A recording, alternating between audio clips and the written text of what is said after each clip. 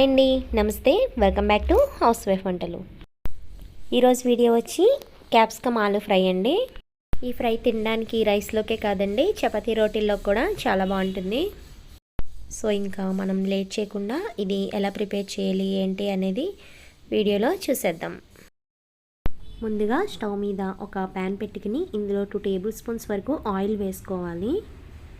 Oil కొంచెం heat అయిన తర్వాత ఇందులోకి కట్ చేసి పెట్టుకున్న 3 ఉల్లిపాయలు వేసానండి. తర్వాత ఇందులోకి రుచికి సరిపడినంత సాల్ట్, అలాగే కొంచెం పసుపు వేసుకుని ఉల్లిపాయలని బాగా ఫ్రై చేసుకోవాలి.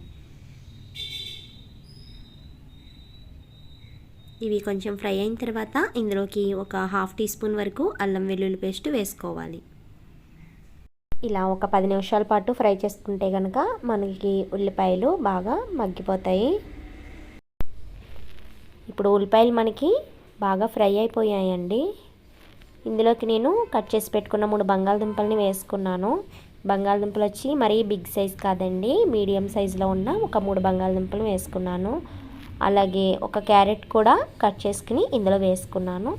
అలాగే కొంచెం కరివేపాకు కూడా వేసుకుని ఒక 5 నిమిషాల పాటు అది మగ్గించుకున్న తర్వాత కట్ చేసి పెట్టుకున్న క్యాప్సికమ్ ముక్కలను కూడా ఇందులో వేసేసుకుని బాగా మిక్స్ చేసుకుని ఒక 10 నిమిషాల పాటు వీటిని ఫ్రై చేసుకోవాలి. క్యాప్సికమ్ వచ్చి నేను ఒక 1/2 కిలో వరకు తీసుకున్నానండి. ఇప్పుడు మూత పెట్టేసి ఒక 10 నిమిషాల పాటు వీటిని మనం ఫ్రై చేసుకుందాం. 10 నిమిషాల తర్వాత మనకి ఫ్రై అనేది సగం వరకు ఉడికిపోయిందండి.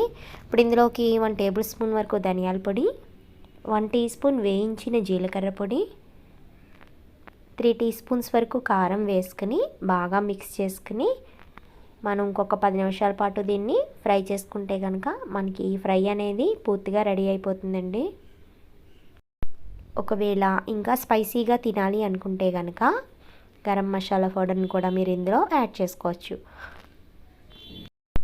కానీ ఈ విధంగా అయితే సరిపోతుందండి. గరం మసాలా పౌడర్ వేయకపోయినా పర్వాలేదు, మనకి ఫ్రై అనేది చాలా బాగా వచ్చింది. మరొక 10 నిమిషాలకి మనకి ఫ్రై అనేది పూర్తిగా ఉడికిపోయిందండి. ఇప్పుడు దీన్ని చివరిగా కొత్తిమీర చల్లుకుని స్టవ్ ఆఫ్ చేసుకుని ఏదైనా సర్వింగ్ బౌల్లోకి తీసుకుని సర్వ్ చేసేసుకోవడమే.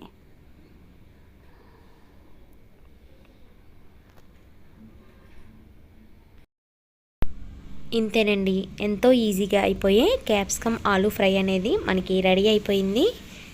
ఈ రెసిపీ మీకు నచ్చితే కనుక తప్పకుండా ఇంట్లో ఒకసారి ట్రై చేసి చూడండి. ఎలా వచ్చిందో ఏంటనేది నాకు కామెంట్ బాక్స్లో కామెంట్ చేసి పెట్టండి.